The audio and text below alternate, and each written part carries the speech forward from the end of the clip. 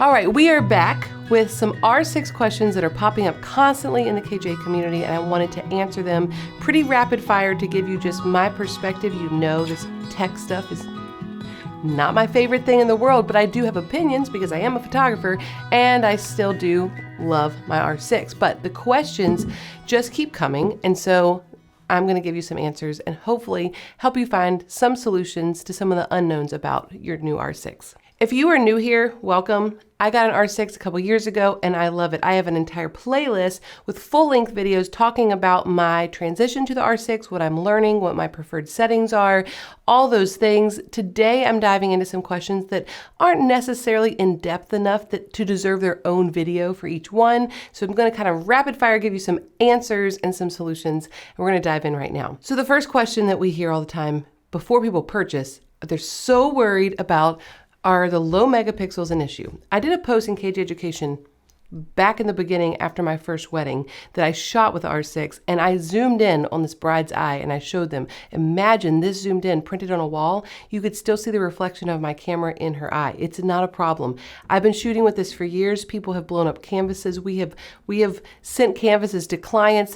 Not an issue. It's not an issue for me. Maybe if you're shooting something for billboards somewhere, then yeah, maybe the R5 would be a better fit for you. But as a wedding photographer, I do not have an issue with the megapixels of this camera at all. So the R6 has a low megapixel count, but the beautiful side of that is that it increases your ability to raise your ISO and have high quality, high ISO images.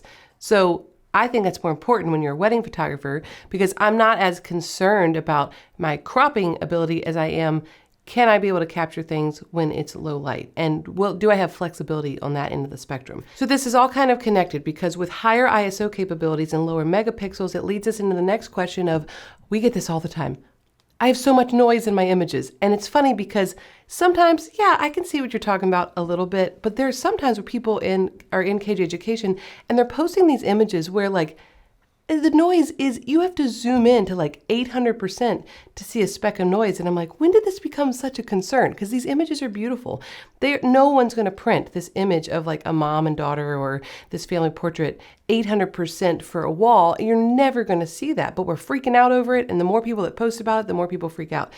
Anyway, I think in general, majority of the posts, I don't think that noise is a big deal at all. But then I start to realize, and Ty and I have talked about this, that there is a little bit of a misconception. There are a lot of people that still approach shooting with, I'm going to really underexpose so that I can bump it up later. But when you're shooting with mirrorless, that approach is not necessarily your best approach. And you can reference back to the video where I had to shoot a welcome dinner with an 85mm and an R6 at 40,000 ISO. If you're experiencing grain at 100 ISO with the R6, and I'm experiencing grain, but it's not a completely mutilated picture at 40,000 ISO, doesn't that tell us that there's something happening there? The truth is, I made a good choice during the welcome dinner to expose properly in camera with higher ISO rather than underexposing and bringing up those levels later. And it's not going to be as wise to underexpose to the extremes like you would choose to do with a DSLR in some cases. So instead of shooting at 100 ISO, because you don't want to raise your ISO, try to retrain yourself to think that 1600 ISO on an R6 is comparable to maybe shooting at 320 ISO with a DSLR. So if you are thinking about this and I'm not going to be afraid of ISO anymore, then all of a sudden the way that you shoot and the way that you edit and the way that you pull up your shadows, you may start to see a significant difference in that noise if you allow this camera to lean into its strengths instead of trying to shoot the way you shot with the DSLR. As long as your final image, the way that you're shooting in camera, is close to proper exposure, you're going to have less chance of having a noise issue. What I wish I could ask, and I could ask all these people that post in our education group, is how much are you underexposing and how much are you bringing up the shadows? Because I would love to know that.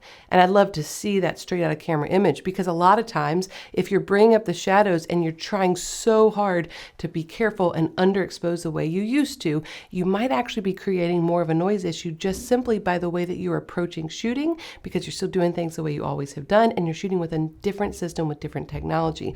And I think there's just some tweaks that can make your noise situation a little less common. So another concern that we hear all the time is that my images are so flat. They are gray, they're flat, they are lifeless. I hate my R6.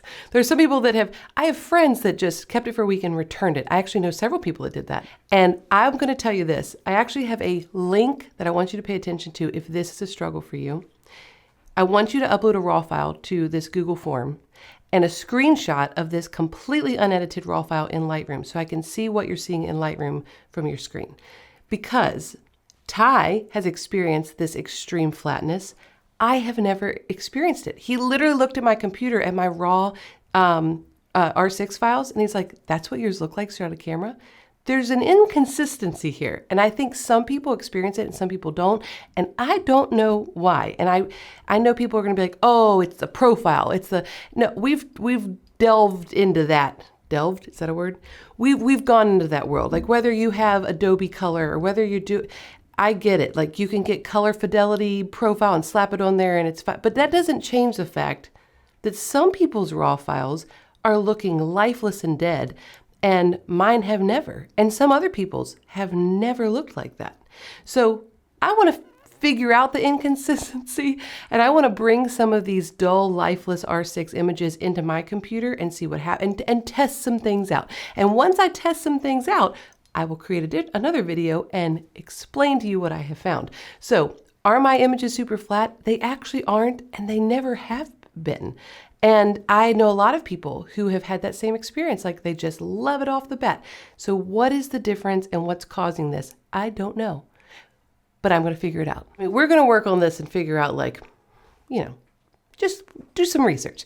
But before we give you some answers to that, something you can do in the meantime, and I used to do this with my Mark IV as well, have a basic import preset where you find kind of a basic middle range edit that allows you, it's not going to be your final edit, but it's going to allow you to add a little bit of pop, bring those blacks down, get a little bit of that saturation, and it will allow you to only see your R6 images with a little bit of help instead of importing them, seeing them completely gray and flat, feeling overwhelmed and discouraged, and then having to start from scratch. Why don't you give yourself an import preset where everything you see is going to have a little bit of help?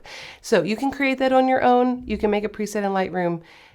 We're going to take this whole concept and give you some answers and solutions in the future. So make sure you like and subscribe so that you can see it in the future and you don't miss it. Another question, what was the biggest change that I experienced when I went from the Mark IV to this camera?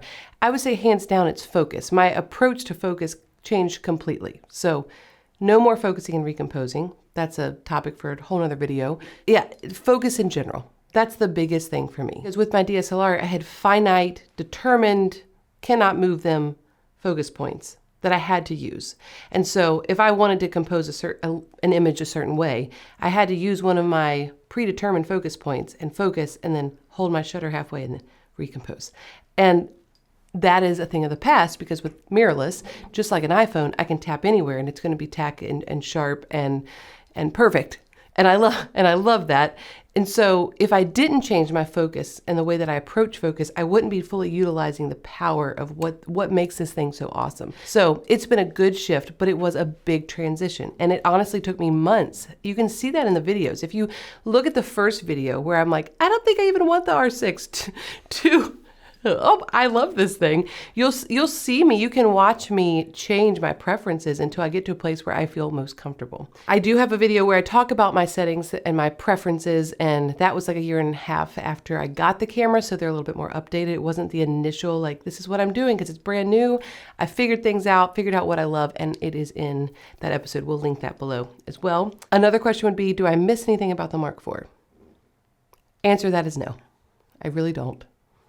I don't. And maybe if I had the whole like flat R6 raw file issue, I'd say like, yeah, I missed the like immediate pop that I had, but I don't have that. Again, we're gonna look into that.